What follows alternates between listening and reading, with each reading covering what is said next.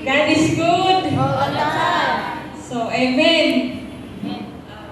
Open na po for testimony, but bago po, yun nga, ako po muna, okay? So,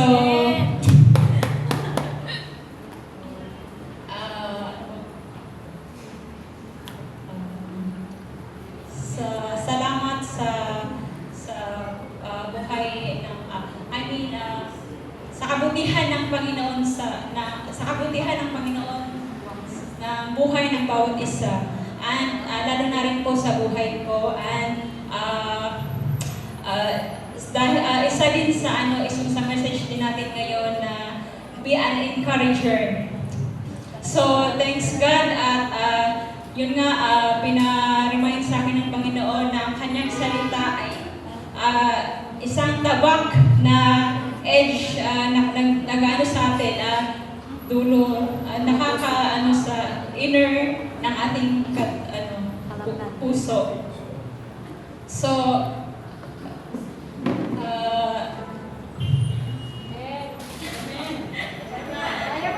yes, be an encourager. Amen. So, bilang server ng Panginoon, so, gusto ko lang ipagpasalamat is ang nandito ako para sa Panginoon. So, before, inaamin ko, nagkaroon ako ng kahinaan. So, ito talaga yung iniiwasan ko is yung mag-iyak ba? But, for the glory of God, kasi, pinaano niya sa akin na ang pagtitestimony mo is to glorify God. Okay? So, I am here para mag-glorify ang Panginoon. So, and isa na rin sa niya is ang be an encourager. So, gusto ko rin maging isa akong encourager sa inyo, sa mga nanghihina sa pananampalataya. Kasi, ako, inaamin ko talaga, nagkaroon ako ng kahinaan. So, nung time na nanghina ako, sinabi ko na sa Panginoon na, Lord, ayoko na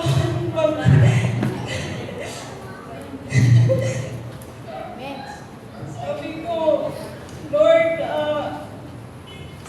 gusto ko na lang maging listener. Ayoko na magpagamin.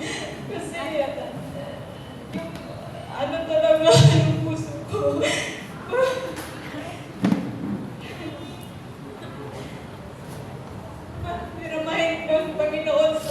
Pinaremind ng Panginoon sa akin na yes, Jesus loves me.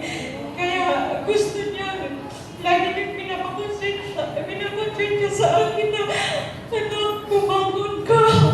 Ipaglaban mo ako. Ipaglaban mo ako dahil pinaglaban din kita.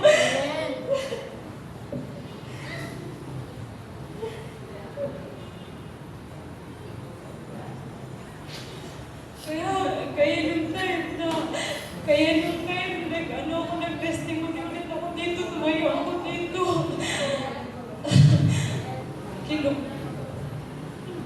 Pinaramdam ng Panginoon sa akin yung emptiness ko. Kaya sabi ko, Lord, patawad. Hindi ko nalabanan yung kahinaan ko. Patawad, Lord. Dahil napadala na sa akin yung emosyon. Hindi kita pinaglaban. Kaya sabi ko, Lord, ayokong mawala yung nasimulan ko. Ayokong mabaliwala ang lahat ng mga pinaghirapan ko, mga nasimulan ko.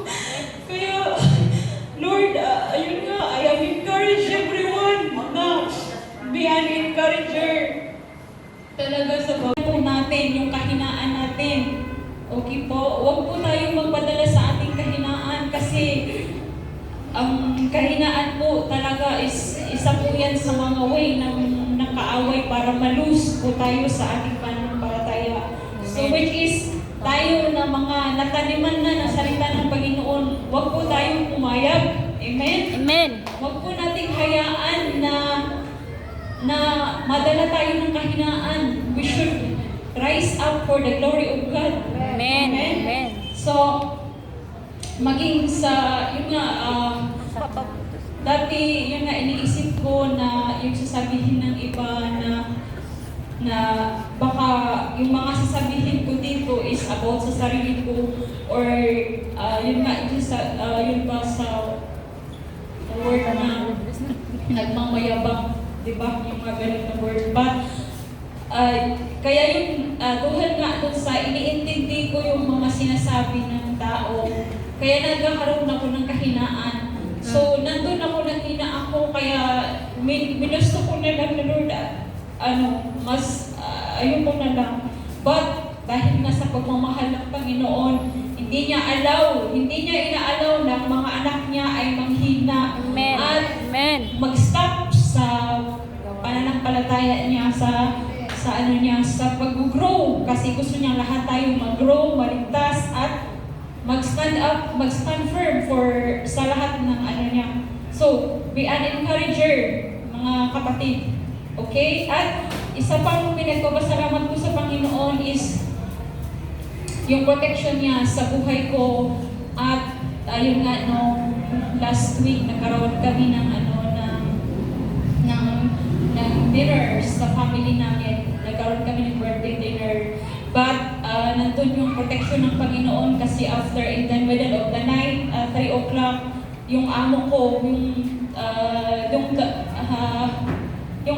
yung mama, yung tatay at saka nanay, yung mag-asawa ba, ginising nila ako in the middle of the night dahil nagsusuka sila. So my God. So, sabi ko, ngayon, tinanong nila ako kung anong kinain ko for dinner. Ganon din ang kinain ko sa kinain nila.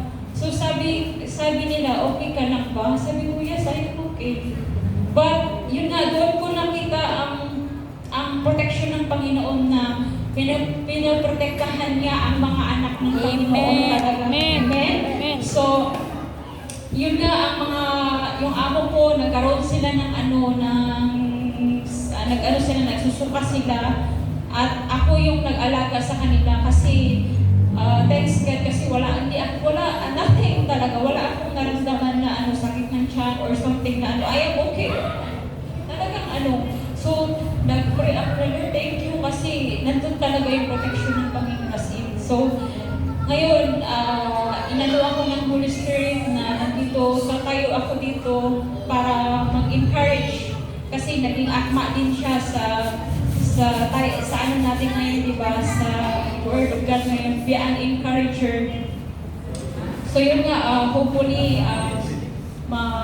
matanim po sa bawat isa ang Word of God ngayong araw at sana mapamuhay po natin, hindi lang po tayo nakikinig, hindi lang po sa salita, but makitaan din po tayo ng gawa natin. Amen? Amen. So, thanks God and to God be the glory at maging sa mga iba po ng kapatiran natin, kung may mga testimony po kayo, huwag po kayong mahiya na iba sabi dito, huwag niyo pong pangunahan ang hiya niyo kasi pag once na nakatayo po dito, isipin niyo po for the glory of God, ang Panginoon po yung nagiging masaya sa pagtayo niyo po dito, not yourself. Okay, huwag niyo pong isipin yourself. Isipin niyo po yung ang Panginoon po ang mag-glorify sa pagtayo mo dito. At be an encourager to everyone. So, to God be the glory and palakpakan po natin ang Panginoon.